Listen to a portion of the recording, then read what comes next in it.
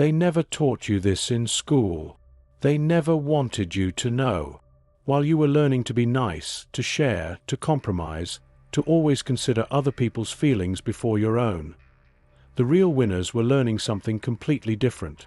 They were discovering that the world doesn't actually reward kindness. It rewards calculation. The world doesn't punish evil. It punishes weakness. And those who master coldness, they don't just survive. They become untouchable. Right now, someone less talented than you is making more money. Someone less intelligent than you has more influence. Someone who's done less work than you is getting more recognition. And it's not because the world is unfair. It's because they understand something you were never supposed to learn. 7 cold truths that separate those who get crushed by life from those who crush life into submission. Look at who sits at the top of every power structure.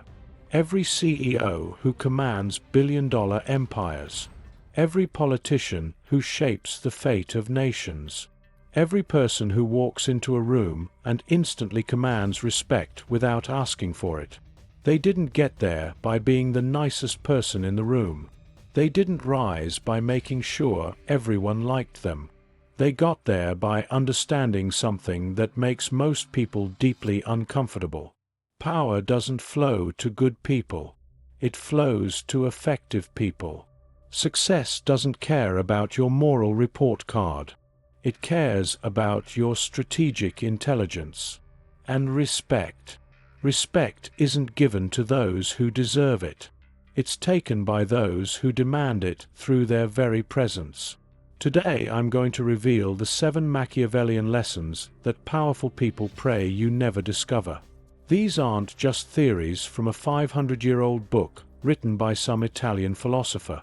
These are the actual operating principles that run our world. Every boardroom uses them. Every political campaign deploys them. Every person who's ever built an empire from nothing lives by them. Niccolò Machiavelli didn't invent these principles. He just had the courage to write them down. While everyone else was pretending the world worked on fairness and divine justice, he documented how it actually works. And for 500 years, those who read his words carefully became powerful, while those who dismissed them as evil became victims. But here's what's going to shock you the most. The most successful people in history weren't the kindest. They weren't the most generous. They weren't the most honest. They were the coldest. And in the next few minutes, you're going to understand why coldness beats kindness every single time. Why emotional distance creates magnetic attraction. Why strategic calculation defeats genuine emotion. And why the person who needs nothing from anyone becomes the person everyone needs. Truth number 1. Your warmth is being weaponized against you. Every single day, without realizing it. Think about this carefully. When you're warm and open, when you share freely, when you trust easily, what are you actually doing? You're handing out the blueprints to your destruction. You're showing everyone exactly where to strike if they need to hurt you. That friend you tell everything to, they now know every insecurity that keeps you up at night. That colleague you confide in about your career fears, they know exactly what threatens you. That family member you share your dreams with, they know precisely what disappointments would crush your spirit. You think you're building connections. You're actually distributing ammunition. Here's the brutal reality nobody wants to acknowledge. Every piece of information you share in warmth becomes a weapon in someone else's cold calculation. They might not use it today. They might not use it tomorrow. They might not even consciously plan to use it. But when their interests clash with yours, when they need to protect themselves, when opportunity knocks and you're standing in the way, suddenly, all that warmth you showed becomes the exact vulnerability they exploit. Machiavelli observed this truth 500 years ago when he wrote, Men are so simple and so ready to obey present necessities. What he meant was profound. Your warmth makes you predictable, and predictability makes you controllable. When people know what you care about, they know how to move you. When they know what you fear, they know how to freeze you. When they know what you love, they know how to break you. Let me tell you about two friends. Friend A tells friend B everything. Every relationship problem, every family drama, every financial worry, every career ambition. Friend B listens, sympathizes, seems supportive. But friend B tells friend A almost nothing meaningful. Just surface-level pleasantries. Just enough to maintain the friendship. Now, 5 years later, they both apply for the same promotion. Friend B knows exactly what friend A's insecurities are. Knows their negotiation ceiling because they've heard them stress about money. Knows their psychological weak points because they've listened to years of emotional venting. Friend B uses all of this. Not maliciously. Not even consciously, perhaps. But when friend B needs to look stronger in comparison, they know exactly which of friend A's weaknesses to subtly highlight to the boss. Friend A never sees it coming. They thought they had a deep friendship because they shared so much. But depth of sharing and depth of loyalty are completely different things. Friend B gets the promotion. Friend A never understands why their close friend didn't support them. They never realize their warmth was the very thing that defeated them. The cold truth. Reserve your warmth for the worthy few. And even then, maintain strategic boundaries. Everyone else gets cordial distance. Not rudeness. That's just another form of emotional exposure. Not cruelty. That's warmth's desperate opposite. Strategic reservation. Professional courtesy. Controlled engagement. Think about the most powerful person you know. Do they tell everyone their problems? Do they share their fears freely? Do they expose their dreams to anyone who'll listen? No. They maintain what Machiavelli called calculated opacity. They're present without being transparent. They're engaged without being exposed. Truth number 2 will completely change how you see every relationship you have. Loyalty is just leverage waiting to be pulled. You think loyalty means something sacred? You think when someone promises to stand by you, that promise is carved in stone? Think again. Loyalty isn't a virtue. It's a temporary alliance based on mutual benefit. And the moment the benefit calculation changes, so does the loyalty. Watch what happens when someone's loyalty gets tested by real opportunity. That business partner who swore brotherhood over drinks, gone the instant a better deal arrives. That friend who promised to always have your back, vanished when keeping you around became inconvenient for their new social circle. That romantic partner who said forever, forever lasted exactly as long as you were their best available option. This isn't cynicism. This is pattern recognition. Look at every betrayal you've experienced or witnessed. It follows the same pattern. The betrayer didn't suddenly become evil. Their calculation simply changed. The cost of maintaining loyalty became higher than the benefit of breaking it. And when that equation flipped, so did they. Here's what Machiavelli understood that most people refuse to accept. The promise given was a necessity of the past. The word broken is a necessity of the present. People aren't evil. They're economic.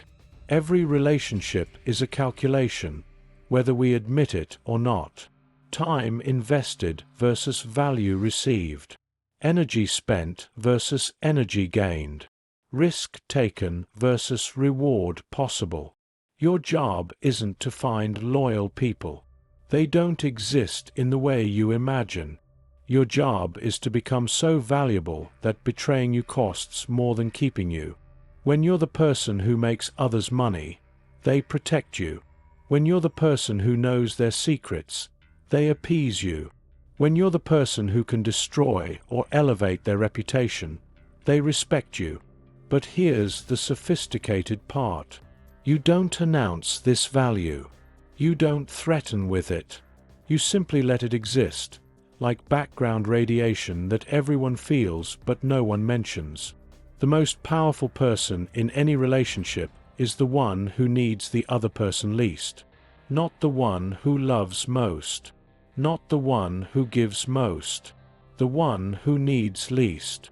This is why desperate people get treated terribly. Their desperation broadcasts that they can be treated any way because they won't leave.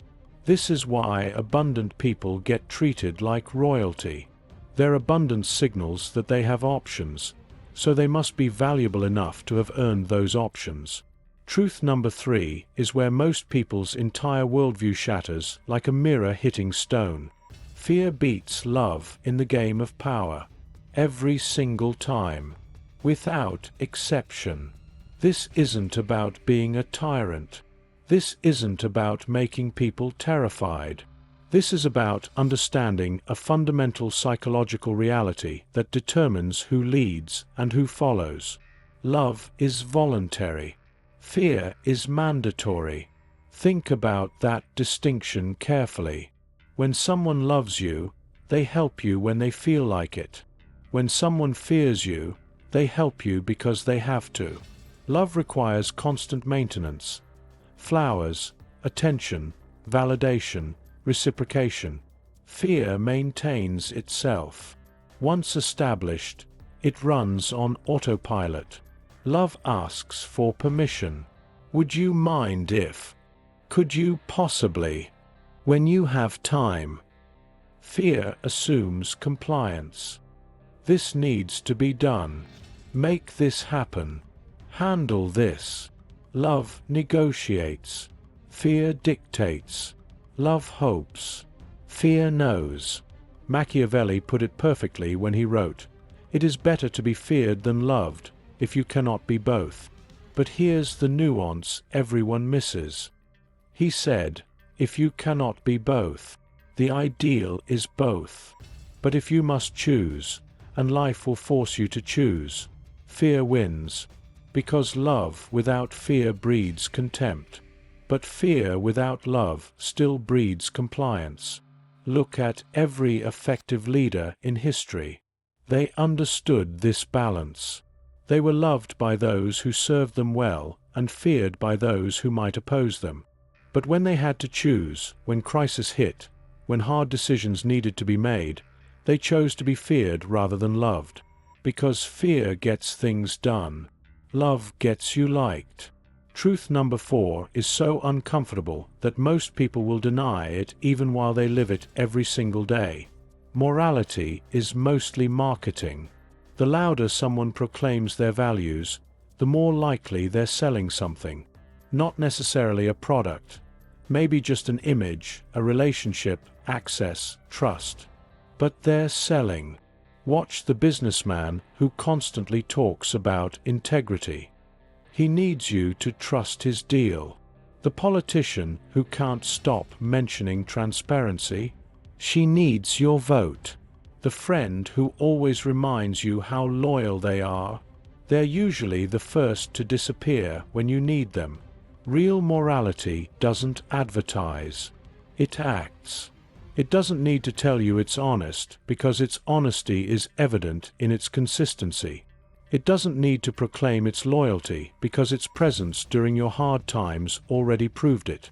Real morality is quiet because it's not performing for an audience. But public morality, that's performance art designed to lower your guard. When someone leads with their morality, they're usually hunting for your vulnerability. They need you to believe they're good so you'll stop protecting yourself from them. The person who needs to tell you they're honest probably isn't. The person who constantly displays their kindness is calculating its return on investment. This doesn't mean become immoral. It means understand the game being played around you. When someone starts a sentence with, "I'm not the type of person who," they're about to tell you exactly the type of person they are. When someone says, "Trust me," that's your cue to be careful. When someone needs you to know how good they are, ask yourself what they want from you. Machiavelli knew this truth deeply. Everyone sees what you appear to be, few experience what you really are.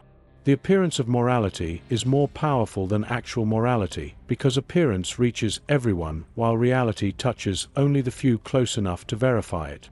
This is why corrupt politicians win elections while running on moral platforms. This is why toxic people gather followers by preaching positivity. This is why the cruelest people often hide behind causes and crusades. Your defense isn't to become cynical about all morality. Your defense is to watch what people do, not what they say. Actions are expensive. Words are free. Anyone can claim any virtue. But living it, that costs something. And most people aren't willing to pay that price. Truth number 5 will change every decision you make from this moment forward.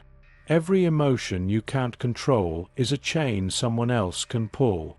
Read that again. Every emotion you can't control is a chain someone else can pull. Your anger is a remote control in someone else's hands. Your insecurity is a button they can push. Your desperation is a lever they can pull. Your hope is a carrot they can dangle. The people who win aren't emotionless. That's impossible and wouldn't even be desirable. They're emotion-proof. They feel everything you feel: anger, fear, desire, disappointment. But they've built a firewall between what they feel and what they do. They feel the anger, but choose the strategic response. They feel the fear, but act from calculation. They feel the desire, but move from logic. When someone insults them, they don't react with rage. They respond with consequence. When someone flatters them, they don't swell with pride. They analyze the motive. When someone threatens them, they don't panic with fear. They evaluate the credibility. Every emotional trigger gets processed through strategic intelligence before it becomes action. Think about the last time you made a decision you regretted. Chances are, you made it from emotion. You bought something from desire. You quit something from frustration. You trusted someone from loneliness. You betrayed someone from anger. Emotion drove the car while logic sat helplessly in the passenger seat watching the crash approach. Now think about your best decisions. The ones that actually improved your life long term. They came from calculation, didn't they? You felt the emotion but didn't let it decide. You wanted to quit but calculated it was better to stay. You wanted to trust but verified first. You wanted to explode but chose strategic silence instead. The brutal truth is this: your emotional reactions are everyone else's remote control for your life. The person who can make you angry owns your peace. Think about that. Someone can destroy your entire day, maybe your entire week, with a few words that trigger your anger. They press the button, you perform the dance. They pull the string, you move in whatever direction that emotion takes you. The person who can make you insecure owns your confidence. One comment about your appearance, your work, your worth, and suddenly you're spiraling into self-doubt. They might have forgotten what they said 5 minutes later, but you're still thinking about it 5 days later. Who's really in control there? The person who can make you desperate owns your decisions. When you need something badly enough, you'll do almost anything to get it. You'll compromise principles you swore you'd never compromise. You'll accept treatment you swore you'd never accept. You'll become someone you swore you'd never become. Desperation is the ultimate puppet string. Truth number 6 explains why good people fail and questionable people succeed. It's not fair. It's not right. But it's real. Reputation beats reality every single time. It doesn't matter who you really are. It matters who people think you are. The perception of power becomes actual power. The image of success attracts real success. The reputation for competence creates real opportunities. Most people spend 100% of their energy being good and 0% of their energy appearing good. Then they wonder why lesser people pass them by. While you're quietly doing excellent work, someone else is loudly taking credit. While you're actually solving problems, someone else is just talking about solving problems and getting promoted for it. This isn't about being fake. It's about understanding that reality without perception is worthless in the social world. If a tree falls in the forest and no one hears it, it doesn't matter how magnificently it fell. If you do excellent work and no one knows it, it doesn't matter how excellent it was. The sophisticated approach isn't to become a con artist. It's to become a strategic communicator of reality. Don't lie about what you've done. Make sure people know what you've actually done. Don't exaggerate your capabilities. Make sure your actual capabilities are visible. Don't fake your value.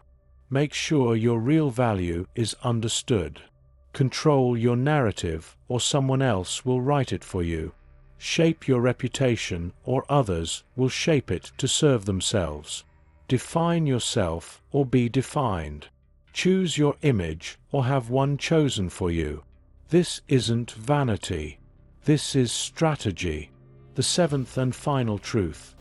Power is amoral. It doesn't care about your feelings. It doesn't respect your struggles. It doesn't reward your good intentions. Power flows to those who understand its nature, regardless of their morality. The universe doesn't have a customer service department where you can file complaints about unfairness. It operates on laws as cold and consistent as gravity. This doesn't mean become evil. It means stop expecting moral rewards for moral behavior. The promotion doesn't automatically go to the hardest worker. It goes to the person who played the promotion game best. The relationship doesn't go to the most loving person. It goes to the person who created the most value. The success doesn't go to the most deserving. It goes to the most strategic. Power is like water. It doesn't care if you're thirsty. It doesn't care if you're a good person who really needs a drink. It flows where the channels direct it. If you don't build the channels, you don't get the water. If you don't understand the flow, you remain dry while others drink. Build the channels, direct the flow, or stay thirsty while others feast. These 7 truths aren't comfortable. They're not supposed to be. Comfort is the enemy of power. Comfort is what keeps you exactly where you are while others rise past you. But now you know what others pretend not to know. You understand what others refuse to understand. You see the game that's actually being played while others are still playing by rules that don't exist. The question isn't whether these truths are nice. The question is whether they're true. And deep down, beneath all the social conditioning, beneath all the fairy tales you were told, beneath all the comfort you seek, you know they are. You've seen them play out. You've been their victim. You've watched others use them to win while you lost with your integrity intact. So what do you do with this knowledge? You have 3 choices. First, you can reject it. Go back to believing the world rewards goodness and punishes evil. Keep playing by the rules that guarantee your defeat. Stay comfortable in your chains. Second, you can become bitter. Use these truths to justify becoming cruel, manipulative, destructive. become the very darkness you once fought against. Trade your soul for temporary power. Or third, and this is the path of the truly powerful, you can accept reality and operate strategically within it.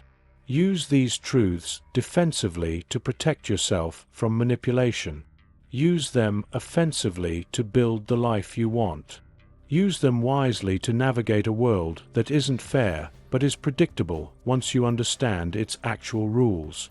Remember this: in a world of pawns who think they're players, the person who sees the real board becomes untouchable. You now see the board. The question is, will you keep playing by rules that guarantee your defeat? Or will you finally play the game that's actually being played? Drop this in the comments. I see the real game now. Subscribe if you're ready to stop being played and start playing. Because in the next video, I'm revealing the exact psychological tactics that make manipulation impossible. Until then, stay cold, stay calculating, stay untouchable.